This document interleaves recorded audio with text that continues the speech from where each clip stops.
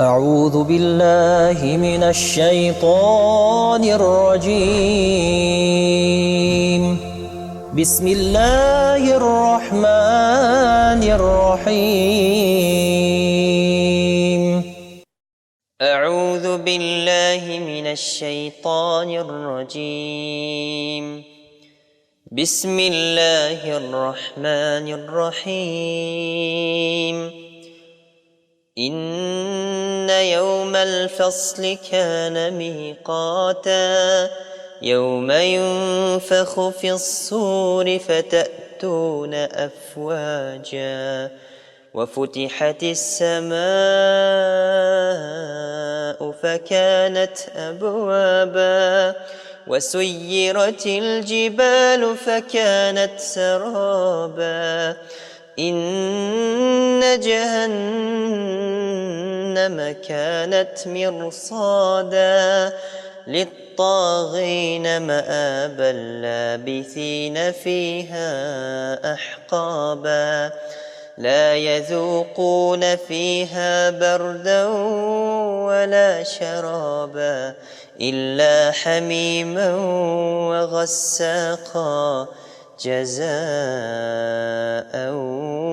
وفاقا إنهم كانوا لا يرجون حسابا وكذبوا بآياتنا كذابا وكل شيء أحصيناه كتابا فذوقوا فلن نزيدكم إلا عذابا.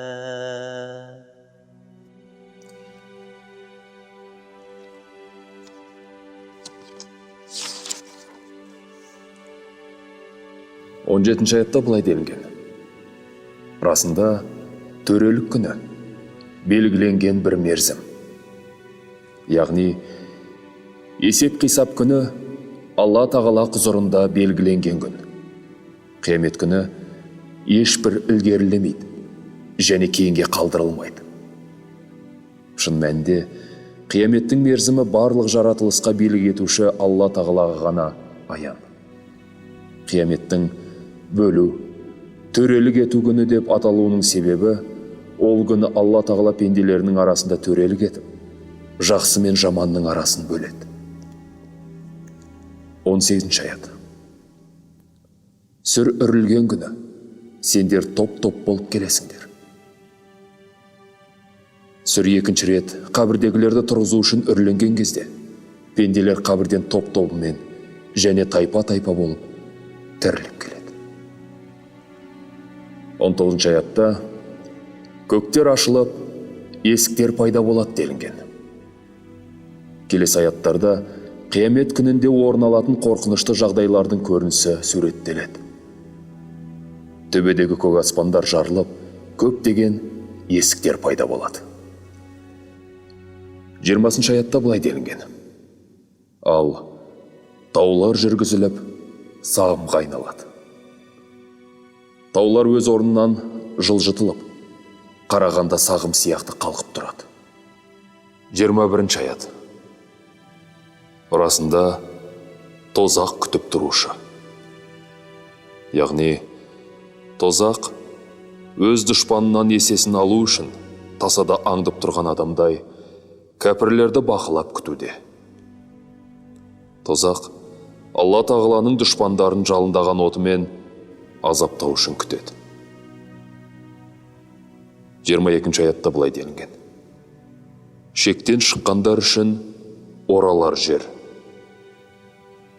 Шындығында тозақ шектен шыққандардың барар жері. Келесі аятта олар онда ғасырлар бойы қалып қояды. Олар тозақта мәңгі шектеуі жоқ уақытқа тұрақтайды. Құртуби: кәпірлер тозақта ғасырлар бойы қалады. Бір ғасыр кетсе, артынан тағы бір ғасыр келеді. Өйткені ақырет уақытының шегі жоқ деді. Келесі аятта былай делінген: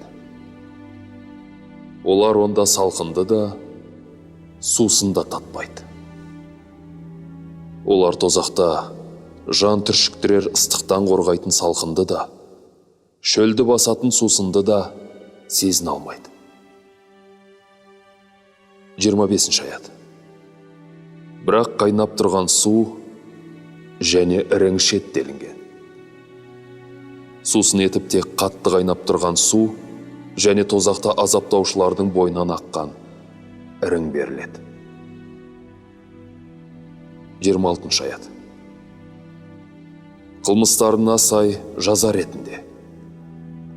Яғни, бұл олардың дүниедегі істеген күнәлары мен күпірлігіне тиісті сыбағасы.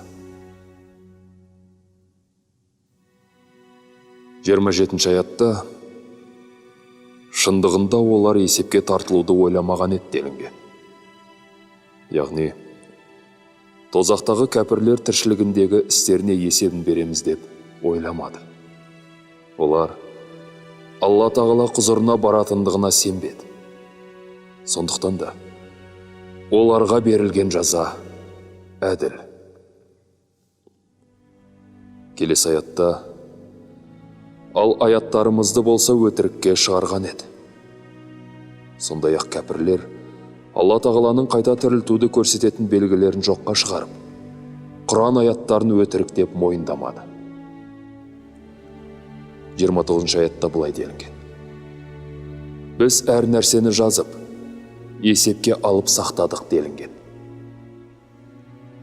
Яғни, әрине, олардың бұл жасаған қылмыстары мен күнәларын, айтқан сөздерін, істеріне лайықты жаза беру үшін амал дәптеріне жаздық.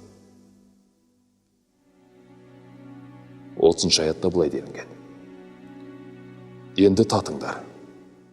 Ал енді сендерге азаптан басқа еш нәрсені еселемейміз делінеді. Тәпсіршілер, Құран кәрімде тозаққа түскендерге бұл аяттан ауыр келетін аят жоқ. Олар бір азаптан сақтауды сұрап жалбарынған кезде, екінші азаптың түрімен жауап беріледі деген екен. Бұл аяттарда тозаққа түскен бақытсыздардың жағдайы бейнеленген.